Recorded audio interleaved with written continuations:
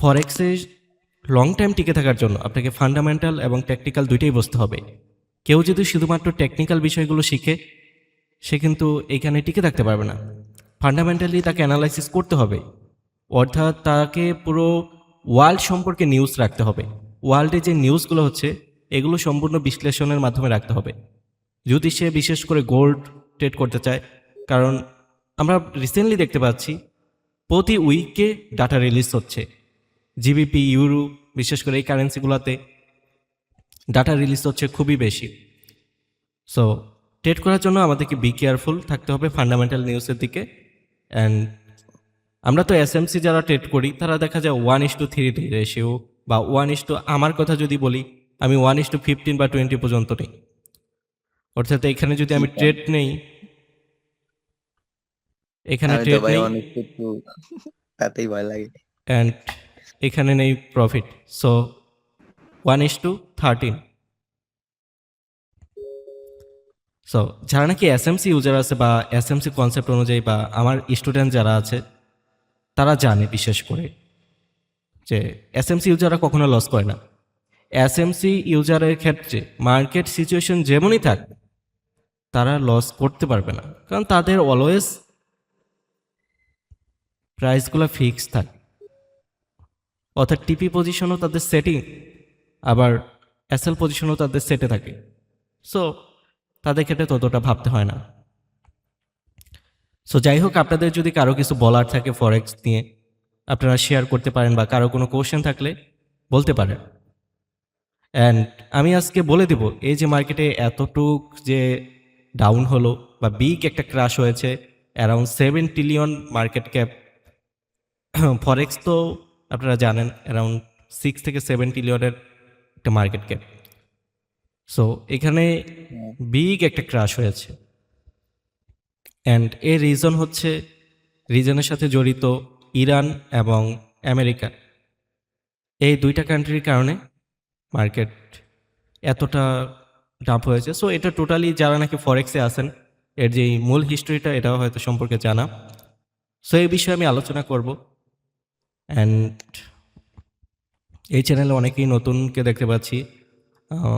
হামিদুর রাহিম ভাই আছেন এবং কিরা, তারপরে আছেন রাইসুল আজাদ, সোমা, হাবিব ভাই আপনি আগের স্টিকার ইমোজি নিয়ে আগে। সো আপনাদের যদি কিছু জানার থাকে আপনারা প্রশ্ন করতে পারেন, বা ফরেক্স সম্পর্কে যদি কোনো অ্যানালাইসিসের প্রয়োজন হয় আপনারা বলতে পারেন, আমি এখানে লাইভ সেটা করে দেব। মানে এখন কি ক্লাস করাবেন? ক্লাস বলতে এই মার্কেট সিচুয়েশন নিয়েই আলোচনা করব। সো দেখেন, আচ্ছা, মানে একটু এটাই দেখেন ভাই যে এখানে ডাউন ট্রেন্ড কতদিন পর্যন্ত আসতে পারে মার্কেট, বা এখানে লিকুইডিটি সুইপ কত দূর হয়েছে, এটা একটু দেখেন।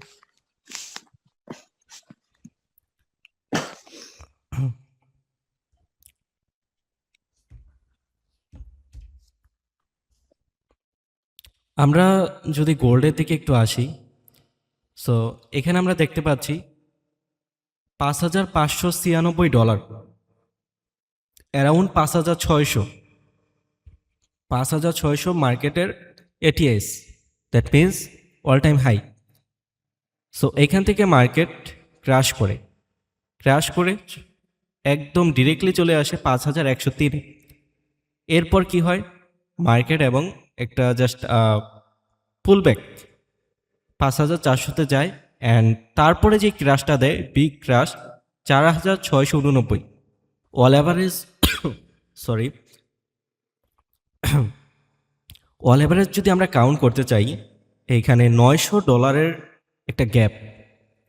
দ্যাট মিন্স আমরা যদি ফরেক্সের হিসাব করি এখানে টোটালি 9,000 পিপসের একটা গ্যাপস।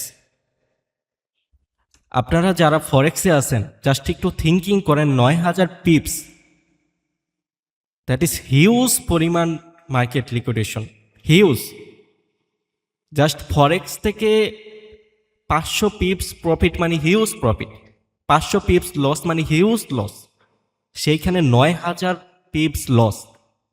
সো এখন কথা হচ্ছে এইখানে আমরা রিটেলসরা কিভাবে টিকে থাকব, বা এই গোল্ড মার্কেটে আমরা কিভাবে ট্রেড করব, বা এই ক্রাশগুলো কেন হচ্ছে।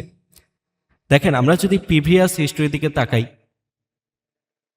আমরা দেখতে পারবো ইরানের সাথে ইউক্রেনের যুদ্ধ, ইসরায়েলের সাথে ফিলিস্তিনের যুদ্ধ, ইসরায়েলের সাথে ইরানের যুদ্ধ। সো এই বিষয়গুলোর কারণে কিন্তু মার্কেটে অনেক প্রভাবিত হয়েছে।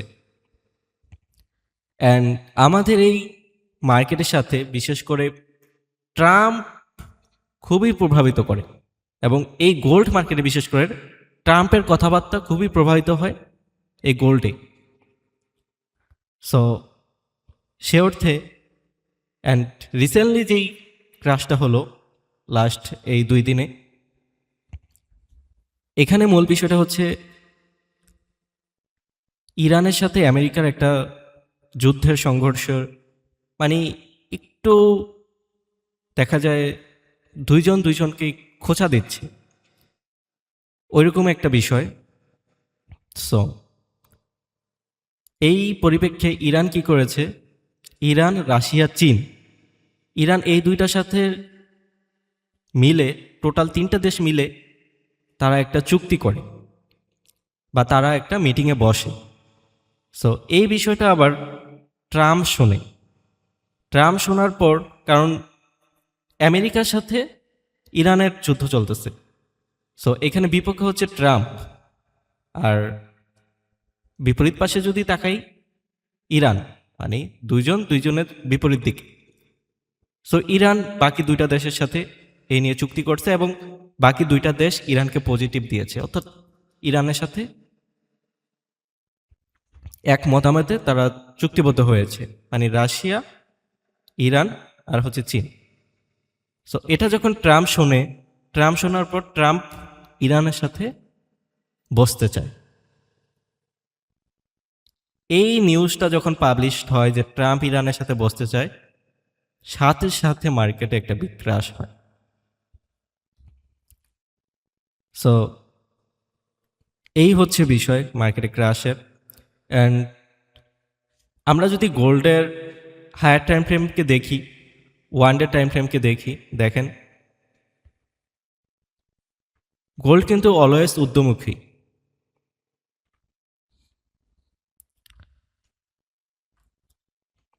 যদি আমরা লাস্ট সাইডওয়েজ বাদে এখান থেকে অ্যাকচুয়ালি আপট্রেন্ডকে হিসাব করি ডে টাইম ফ্রেমে, সো দেখেন 3300। ওকে, এর আগেও আমরা জাস্ট কি বলবো, দেখেন গোল্ড কোনোভাবেই ডাউনে ব্রেক করেনি, এটা ঊর্ধ্বমুখী। অ্যান্ড এর পিছনে কিন্তু ট্রাম্পের বিশেষভাবে হাত রয়েছে। ট্রাম্প গোল্ডকে বিশেষভাবে প্রভাবিত করে। অ্যান্ড ফান্ডামেন্টালি অনেক নিউজ আছে, সো যাই হোক ওই সব বিষয়ে রিসার্চ করতে গেলে অনেক কিছু, ফান্ডামেন্টাল যদি রিসার্চ নিয়ে কথা বলতে চাই অনেক টাইমের বিষয়। নাও আমি যে বিষয়টা আপনাদেরকে বলতে চাচ্ছি, গোল্ড অলওয়েজ আপে। সো আমাদেরকে যদি আমরা গোল্ডে ট্রেড করতে যাই, আমাদেরকে ম্যাক্সিমাম টাইম পজিটিভ আপে রাখতে হবে, ম্যাক্সিমাম টাইম আমাদেরকে আপসাইডে পজিশন রাখতে হবে। যদি আমরা শর্ট ট্রেড করি বা স্ক্যাল্পিং করি সেক্ষেত্রে ওইটা আলাদা বিষয়, এবং যারা নাকি আমরা লং ট্রেড করি তাদের ক্ষেত্রে এটা বিশেষ জরুরি। অ্যান্ড গোল্ডের যেই ক্রাশটা রিসেন্টলি হয়েছে, এই ক্রাশে হাজার হাজার না লক্ষ লক্ষ ইউজার অ্যাসেল হিট হয়েছে, এবং প্রপার ফান্ড, টোটালি ফান্ড তাদের চলে গিয়েছে। কারণ যখন ফার্স্ট ডে ক্রাশটা করলো, কত ছিল 5595 থেকে এখানে চলে আসলো 5100-তে। সো 100-তে আসার পর মানুষ হিউজ পরিমাণ এখান থেকে বাই দিয়েছে। সো বাই দেওয়ার পর কি হয়েছে, এখান থেকে অ্যাসেল হিট করে আবার মার্কেট ডাউনে আসছে। কারণ কি দেখেন,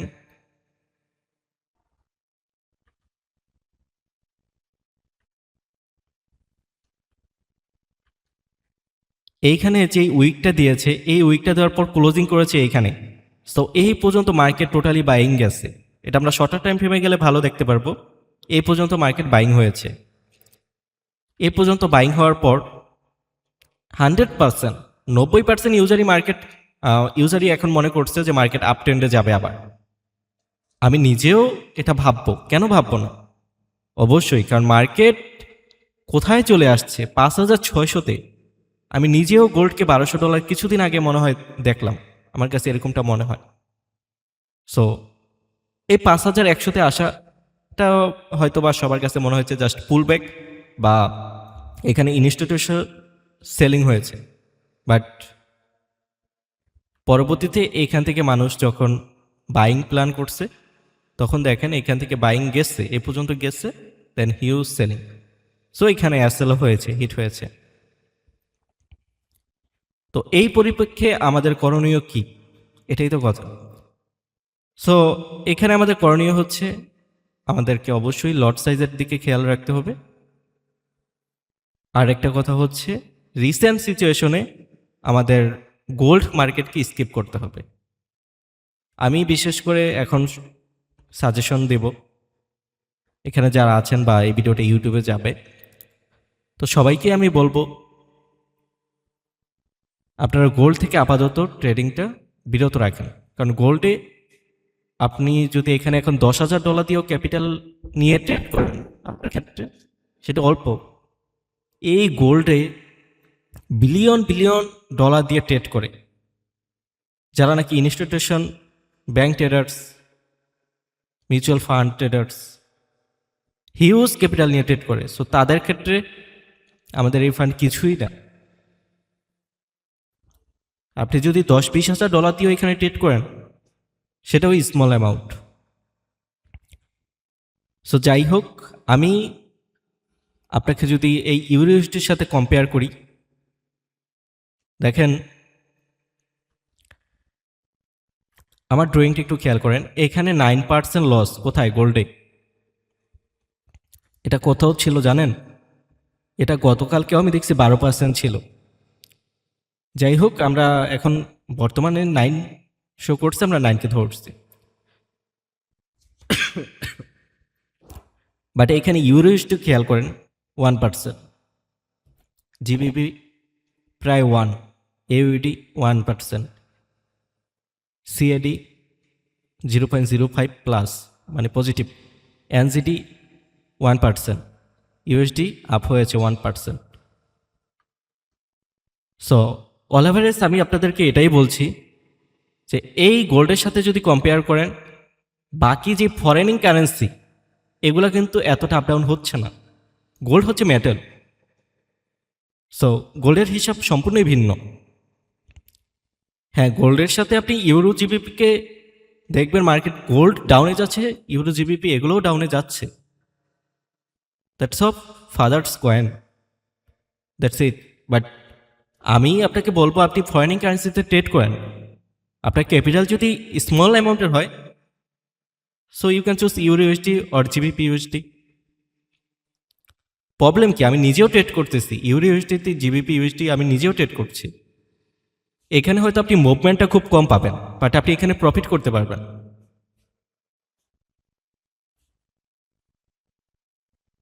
অ্যান্ড বর্তমানে আমি বলবো আগামী আজকে হচ্ছে শনিবার, সো সামনের যে সপ্তাহটা আছে গোল্ডকে একটা স্টেবল প্রাইসে আসতে দেন। এতদিন পর্যন্ত জাস্ট আপনি একটু স্কিপ করেন, স্কিপ করে আপনার যদি একান্তই ট্রেড করতে হয় আপনি ফরেনিং কারেন্সিকে চুজ করেন। অ্যান্ড আপনি অবশ্যই সেশনকে ফলো করে ফরেনিং কারেন্সিগুলো চুজ করেন। সেশন কিন্তু খুবই ভালো রেজাল্ট করে।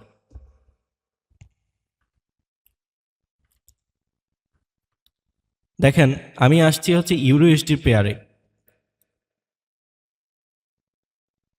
অ্যান্ড আমি যদি জিবিপি ইউএসডি পেয়ারে যাই,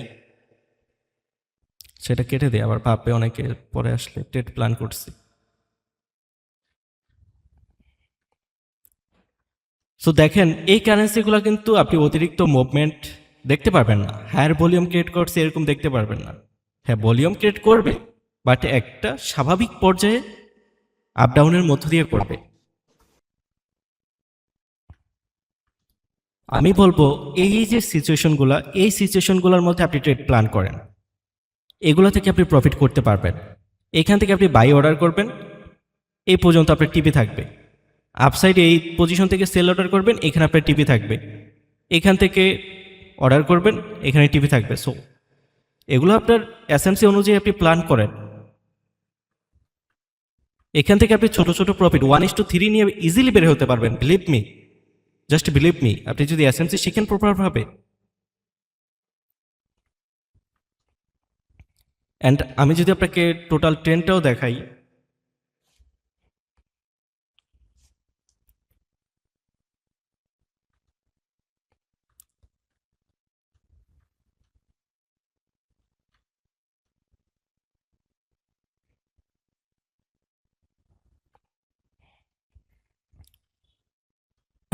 দেখেন মার্কেট যে লাস্ট সিচুয়েশন গেছে,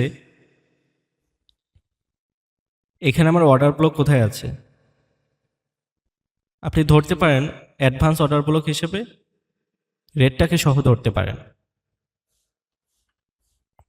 অ্যান্ড পরবর্তীতে দেখেন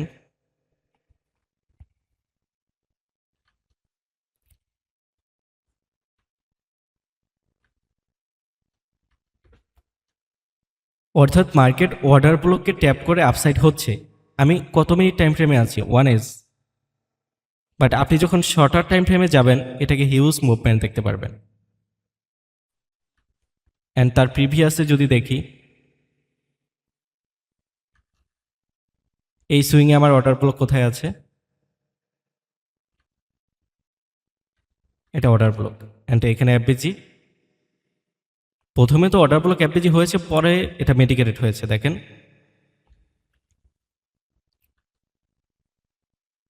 এই ক্যান্ডেল টু এই রেড ক্যান্ডেল, এখানে কি আমার এফবিজি আসছে না? অবশ্যই এখানে এফবিজি আসছে। পরবর্তীতে মার্কেট সিচুয়েশন হয়তো আপসাইডে গেছে, বাট এটাও আমাদের ট্রেড করতে এটা পসিবল না, কারণ এইখান থেকে আপনি প্ল্যানিং করতে পারবেন না। সো যাই হোক, আমি জাস্ট দেখাচ্ছি মার্কেট যে কারেন্সিগুলোতে আপসাইডে যাচ্ছে, তাও আপনার একটা নির্দিষ্ট পিওয়াই থেকে ফুলব্যাক নিয়ে নিয়ে যাচ্ছে। অ্যান্ড এইখানে যে শুধুমাত্র অর্ডার ব্লক এফবিজি তা না, এসএমসি কনসেপ্টের অনেক পিওয়াই আছে যেগুলো আপনারা জানেন। প্রত্যেকটা পিওয়াইকে মার্কেট ফলো আপ করে। তো যাই হোক, আপনাদের যদি কারো কোনো কোশ্চেন থাকে, কোশ্চেন করতে পারেন। অ্যান্ড আজকের এই লাইভে আসার উদ্দেশ্য হচ্ছে এই গোল্ড সম্পর্কে আপনাদেরকে ওয়ার্নিং করো, কারণ আপনাদের যাতে লস না হয়। আমার এই চ্যানেল বা ইউটিউব কমিউনিটি এগুলো হয়তো ছোট, খুব বেশি মানুষের আনাগোনা নেই। তারপরে যতজনই আছে আমি ট্রাই করছি তাদেরকে বেস্ট কিছু জানানোর বা বেস্ট কিছু ফরেক্স সম্পর্কে দেওয়ার, যাতে আর যাই হোক লস থেকে বাঁচতে পারে। মার্কেটকে প্রপারভাবে অ্যানালাইসিস করতে হবে, অ্যানালাইসিস ছাড়া মার্কেটে প্রফিট অসম্ভব। এই যে আমি যে কত আওয়ার মার্কেটে সময় দেই, কত প্র্যাকটিস করি, সেটা আপনারা যদি একদিন নিজ চোখে এসে দেখে তাহলে বুঝতে পারবেন।